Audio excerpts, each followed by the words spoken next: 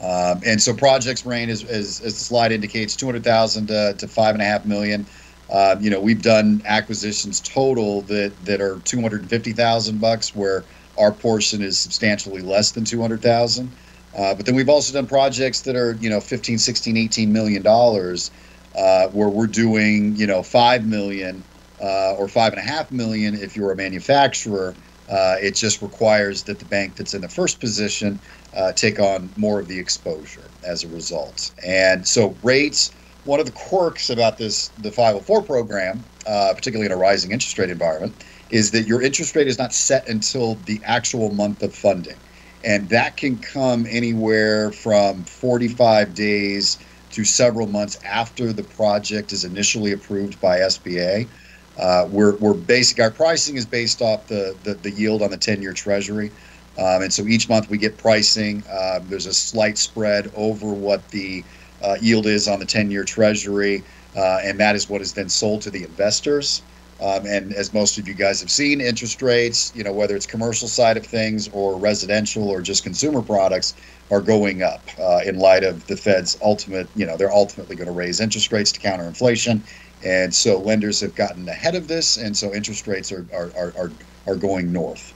And so right now, the SBA debenture is a bit dated in that we're right now on 25 years, we're at 3.59%. Now that is some 40 basis points north of where we were in January, to give you an idea of how interest rates are fluctuating.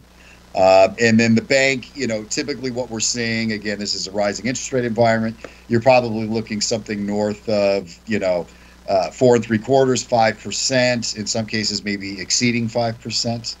And so that will vary. But typically you will know what your bank interest rate is on the first lien position well in advance of actual closing. There's the ability to potentially lock in that interest rate to clear up, any concern that you may have. And then that just leaves the SBA piece. And typical fee structure is 1.5% on the debenture and 0.5% third-party participation. The SBA charges lenders in the first position 0.5 point for the privilege of being in the first position. There are some other ancillary fees. I guess the one point that I would want to make related to 504 is that all but the third-party lender fee, the 0.5%, are wrapped into the loan for you. So none of those, you have the ability to pay some of the fees out of pocket in advance to minimize what the monthly debt service will be. But more often than not, 99% of the time, we are wrapping those fees into the loan at the time of funding. So with that, Matt, I know Matt has another section of 504 in just a minute. I just want to cover a couple other things, and we'll get right to those slides, Matt. SBA.gov is going to be a great resource for you. When you go on the site, you can see up at the top the funding programs, more details on that, on the 504, the 7A, the microloan, etc. Federal contract, and we do a lot of work to try to certify you in various programs such as 8A, small women-owned small business.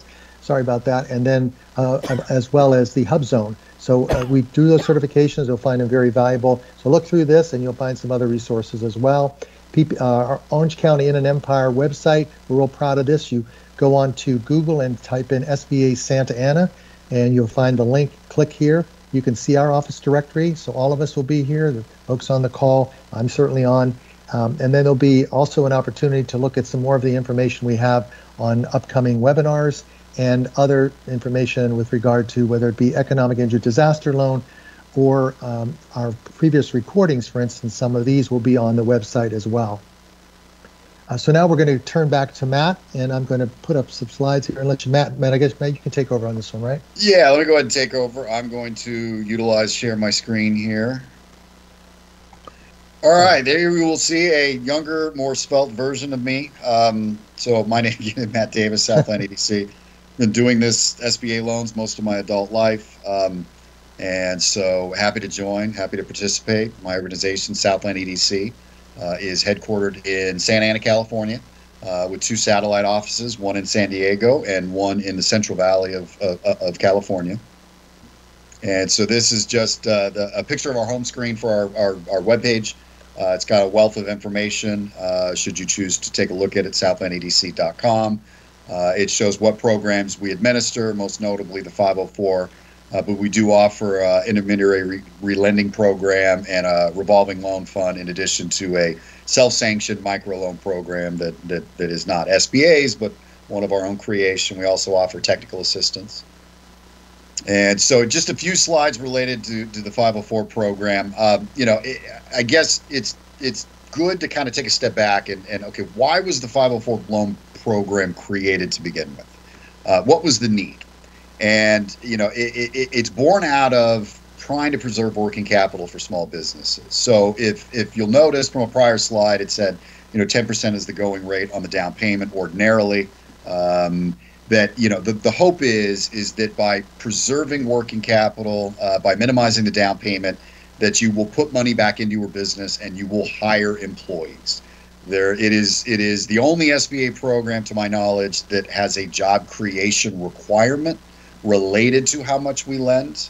Ordinarily, it's 1 per 75,000. If you're a manufacturer, it goes up from there. But that was the premise behind it, was to minimize down payments so that you could put more money into your business, most notably, again, hiring employees for expansion purposes. And again, it's predominantly used for owner-occupied real estate and equipment. Again, the disclaimer that you may want to seek out if you are looking to utilize it for big machinery, you may want to reach out to the manufacturer to see if they've got more favorable terms. We've looked at big printing presses.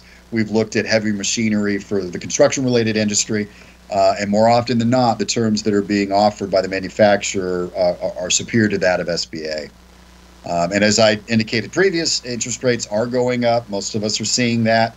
It's roiling the stock market, well, that and a few other things, but you've seen it. And so, again, rates are going up.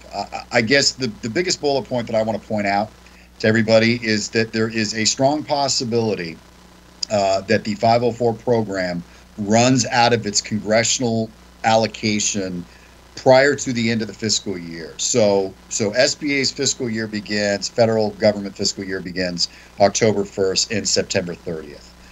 We are on a path to use $7.5 billion collectively as an industry by the end of spring. And so time is obviously of the essence. If it does appear as though we're going to run out of money, the sooner you get your request in, the better. It strongly increases your chances of getting the loan. And just so everybody's aware, and you're certainly welcome to reach out to your elected officials and let them know if that sort of doesn't necessarily line up with your timeline, that you may be looking at doing something like this over the summer. That you bring up your congressional representatives and let them know that it's near and dear that they either expand the cap that is on 504. And this is a bit nuanced, there's two buckets that we have access to. So the 504 program, generally speaking, has a $7.5 billion allocation on an annual basis. Now, there is sort of a companion bucket, which is for debt refinance. It's also $7.5 billion, but we're nowhere near reaching the cap on the debt refi bucket. I think we're at about $1 billion, so there is plenty there. And so, I think the hope is that ultimately we consolidate these two buckets so you have $15 billion with which to utilize in the course of a fiscal year. So, again, rising interest rates, 40 basis points in the space of, a month, and an allocation that's dwindling rapidly. I think those are things that people need to take into consideration. And then some other factors just to consider, assuming proceeds are used for the purchase of real estate.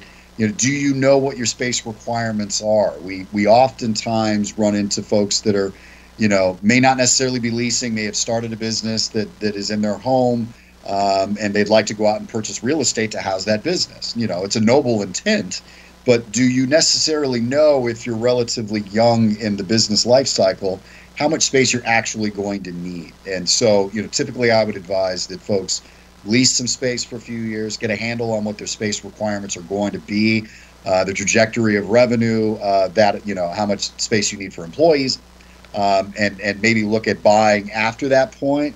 You're certainly welcome to do it. It's just something that we recommend as prudent. And then one other thing you need to keep in mind, and when you're determining how to finance the asset in question, is how long do you plan on holding it? The 504, for instance, has a 10-year declining prepayment penalty.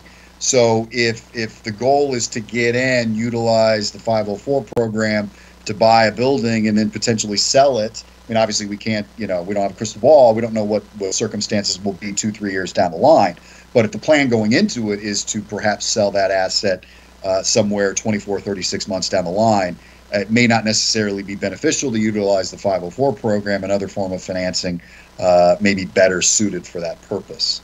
And then we strongly urge that those that are interested in the program reach out to your bank of accounts or a CDC that you're working with. Obviously I'm partial to ours, but there are some 200 CDCs across the country. There's some 26 operating here, I believe, in the state of California. We'd request, we just ask that you reach out to those folks, get a sense of things, perhaps have the bank and the CDC, pre-qualify this, and then you guys can take that pre-qualification letter and go shopping for a building. It's probably easier for you to do that in advance. We do see more often than not, we're dealing with a borrower that is in escrow already, and that clock is running. And then ultimately the deal ends up in 504, and then it's a bit of a scramble to get everything done in time.